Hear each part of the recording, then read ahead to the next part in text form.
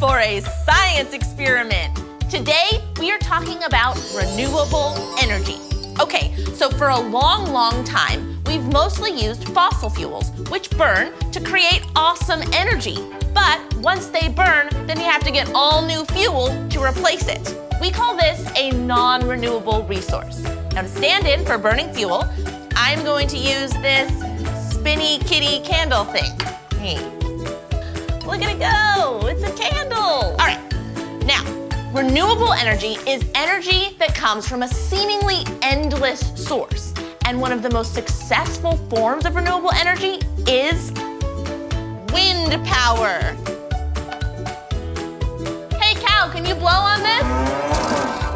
The wind blows these giant turbines, which then generate electricity. A single turbine can power about 1,500 homes a year. Crazy!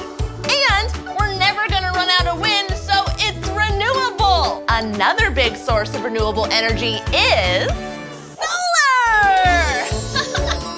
A, solar energy makes these toys dance, and B, it comes from the sun and is captured in larger versions of solar panels like this and turned into electricity.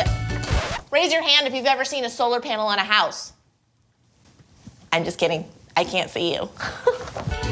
Also, the sun isn't scheduled to stop shining for another 5 billion years, so it's renewable. Unlike our unfortunate friend, fossil fuels. Oh, buddy. But who can stay sad when all these guys are dancing? I love the sun.